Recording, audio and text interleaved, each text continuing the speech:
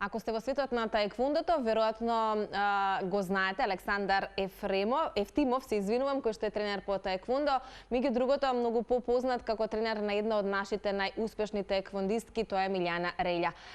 Александар, добро утро. Еве, те гледаме, се надевам дека ќе биде се во ред со сликата, со тонот. Дали не слушаш? Да, ве слушам. Дали вие мене ме слушате? Да. Малку сликата ни досадне, но се надевам дека се ќе биде како што треба. Кажи ни прво од каде ни се јавуваш, со оглед на тоа што гледаме дека си некаде надвор. Сега не можам точно да видам дали во позадина е реката Вардар или нешто друго. Да, тука сум на кеот на Вардар, пред работа доаѓам тука на справите малку утринска гимнастика, неколку минути и потоа со активностите да продолжиме. И така почнува денот, веројатно секој ден. Да. Нас спортот не расонува. Супер, да. Па, меѓу другото, во оваа рубрика која што секојдневно ја имаме, сакаме да ги дознаеме и утринските ритуали на луѓето кои што ги контактираме. Па, веројатно, еден од твоите утрински ритуали за добар старт на денот е и ова, утринска мала гимнастика за добар почеток на работниот ден, претпоставувам. Па не само јас, и сите спортисти, значи, од сабале прават некој лесен тренинг и не тоа многу долго, меѓутоа, значи, колку да се влезе во тонус и потоа се добива многу повеќе енергија и многу е подобро на сабали 10-15 минути да се вежба, отколку да се испие некој утринско кафе. Тоа што значи дека не конзумираш кафе? Некаде околу пладне, околу 12 часот или доколку сум многу преморен пред вечерниот тренинг, тогаш навистина ќе треба кофеин за да може да даде максимум од себе. За да даде малку енергија за да се продолжат активностите или да се заврши целиот ден и сите тие работи кои што ги носи еден работен ден. Александар, ти благодарам што утрово ни се вклучуваш и на ваков начин. Ние со Мила, со Милјана Релја се слушнавме некаде кон крајот на 2025 година.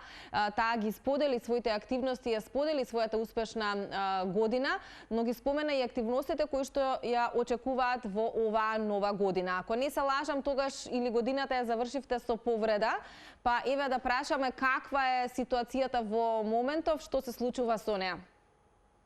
Па вака, значи, на светското првенство на крајот на октомври во Кина, Мила Релја победи бразилката представничка. Меѓутоа, таму направи кинење на мускулните влакни на бутниот мускул, така да во следната борба со кинескињата не можеше да даде се од себе, односно борбата заврши 0-0 во борба за медал и нормално судиите ја фаворизираа домашната представничка. Потоа Мила паузираше некаде 6 до 8 недели, потоа се врати во форми, веќе месец и пол е активна со тренинг и веќе синоќа отпатува за Фуџарија, за Емиратите на првиот Г2 турнир оваа година, така да се надеваме на успех во недела и на медалот на вистина овој силен турнир во Фуџарија. Добро, зошто не си ти со неа? Па затоа што нареден викенд сме натпревар во Излук, година имаме преку 20 турнири и поради некои приватни и работни обврски, така да овој викенд Мила отиде со друг тренер, следен викенд сум јас со незе во Австрија, а до крајот на годината имаме преку 20 турнири, некои турнири се по 5-6 дена, навистина тоа е исцрпувачко и за човек кој што е вработен се толку денови од одмор во текот на годината. Да, набиена агенда, едно силно темпо кое што го живее Милијана, но верувам дека понатака резултатите кои што ќе доаѓаат ќе бидат впрочем и дел нели како резултат на сето ова што таа го вложува изминатиот период. Споменав дека веќе е замината, кога се случува надпреварот во недела?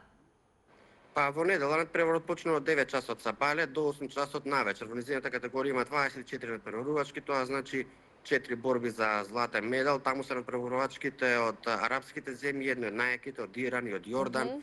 Така да навистина сакаме да направиме извонреден резултат и да освоиме медал. Кои се твоите очекувања како нејзин тренер со оглед на тоа што знаеш нели во која состојба е во моментов, со оглед на тоа што нели имаше и повреда во кон крајот на минатата година? Па, навистина сега веќе се врати во топ форма, така да очекувам да донесе медал да стигне до финале на тој турнир и понатака на силниот турнир во Австрија, исто така медал, бидејќи тие поени се многу битни за квалификацијскиот циклус за Лос Анџелес 2028.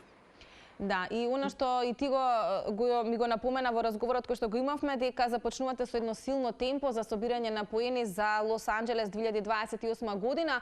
Што ќе се случува таму, колку е важно за вас да успеете да обезбедите пласман? Па вака, значи, за да се успее да се избори норма на Олимписките игри, им постојат само 4 категории. На светската листа се 8. Тоа значи 2 категории ги спојуваат во една и од цел свет само првите 5 надпреварувачки имаат А норма. Потоа останатите се обидуваат преку квалификации по 2 од континентот или некој ептен со специјална позивница кој што бевме ние во Париз поради извонредни резултати. Така да конкуренцијата е жестока, треба да се оди на сите турнири, доколку се пропушти еден турнир, ние ги губиме поените и паѓаме на таа ранг листа, така да меѓутоа и со резултатите јас силно очекувам дека ќе имаме норма и медал од Лос Анџелес. Да, велиш до крајот на оваа година 6-7 турнири се во игра. Кои се останатите кои што вака можеме да ги наведеме сега, кои што бидејќи вие веќе си имате нели агендата, знаете што се ве очекува, знаете за што се ќе се подготвувате заедно? 6-7 турнири се само во февруари и во март, не во крајот на годината. Добро. Да, сега се Фуџарија, па Австрија, потоа Словенија и Бугарија. Тоа е многу набиена агенда, Александар. Холандија и Луксембург. Да, потоа во април месец е во мај месец е Европското во Минхен и веќе од јуни месец почнуваат тие 4 гран при турнири кои што јат само првите 32 најдобри на ранг листата. Првиот е во Рим, па некаде во септември и октомври се во Муџи во Париз и финалниот е во Астана во Казахстан. Така да тие турнири треба да се одат, потоа се битни тука медитеранските игри во август месец во Таранто во Италија, каде што исто така очекуваме да освоиме медал и последниот Гранд Слем во Кина во октомври. Навистина агендата е набиена. Кај нас во теквондото таа агенда ја прави Светската теквондо федерација. Сега да не бидам неблагодарен, мислам дека тоа највеќе го форсираат и западните земји кои што се финансиски моќни и агендата е направена така да се оди на што повеќе турнири. Они имаат средства да ги пратат своите надпреварувачи на тие турнири. Ние како мала земја, знаете, се бориме максимално да обезбедиме учество на тие турнири. Да, тоа значи дека имате одредени потешкоти во поглед на оваа административна борба, ако можам така да ја наречам, но се обидувате да бидете присутни секаде, бидејќи сам кажуваш дека тоа многу значи и за тебе како тренер и за неа како надпреварувач. Кои се најголемите конкуренти годинава, Александар, или од кои земји доаѓаат можеби најдобрите таеквондисти? Па видете, која е најголемата конкуренција за Милјана? Теквондото е индивидуален спорт, така да се случува од одредена земја да излезе некоја најдобра кандидатка.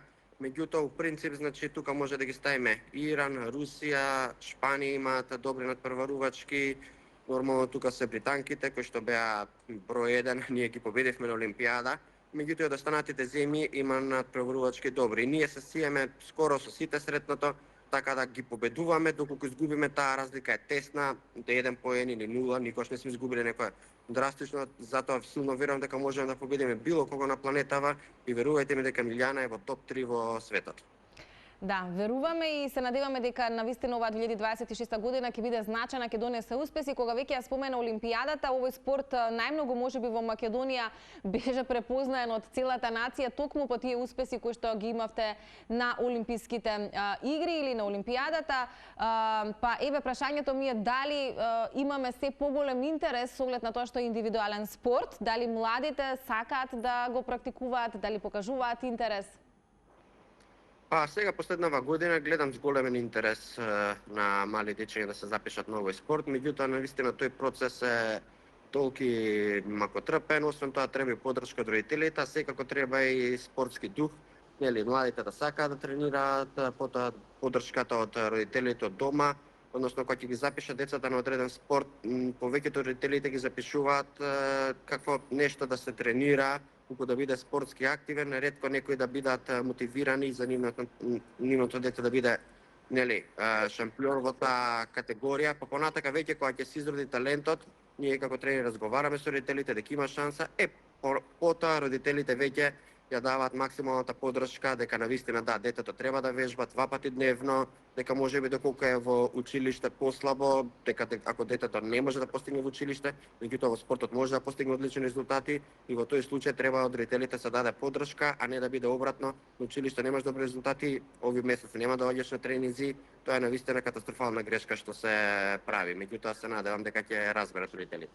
Александар, правите ли некакви едукации или промоции во училиштата за младите да стане овој спорт многу подостапен за нив? Затоа што факт е дека најчесто други спортови се избираат како во времето нивно слободно за рекреација, одбираат нешто друго, но убаво е кога може да се тренира и ваков спорт, кој што исто така е многу добар и значаен, па начинот да стигне полесно до младите и до децата, бидејќи факт е дека има деца кои што не ни знаат што е таеквондо, веројатно тоа е начинот на кој што може да се промовира ако се оди низ училиштата. Имате ли таков некој момент? Па вака, значи, ние како тренери ги правиме тие промоции обично во они училишта каде што тренираме. Односно, например, јас сум во Нановски Борче во Маđари, доколку ние направиме промоција во некој друго училиште, во автокоманда или во аеродром, верувајте ми, на родителите им е навистина малтретирање, да го донесе детето во Маđари на тренинг секој втор ден со автомобил или да се организираат. И од тој аспект интересот е само во тие локални школи каде што ние додека доколку се повозрасни децата, тогаш воопшто не е проблем да тренираме. Например, ние моментално имаме 2 сали во аеродром и во Маđари, меѓутоа со возрастните надпреварувачи нив не имаме проблем да дојдат било каде. Така е. Александар, ти благодарам за ова куса дружење утринава, што овој петок донесе твоја енергија, спортска енергија во нашата утринска на Телма. Ние остануваме и понатаму како медиум да ве следиме со сите активности. Ги споменавте овие бројни турнири, таа една набиена агенда која што ве очекува во 2026 година и со оние поголеми и позначени резултати, и кога ќе имате слободно време, ве чекам и тука во студија. Ви благодарам на поканата и пријатен ден.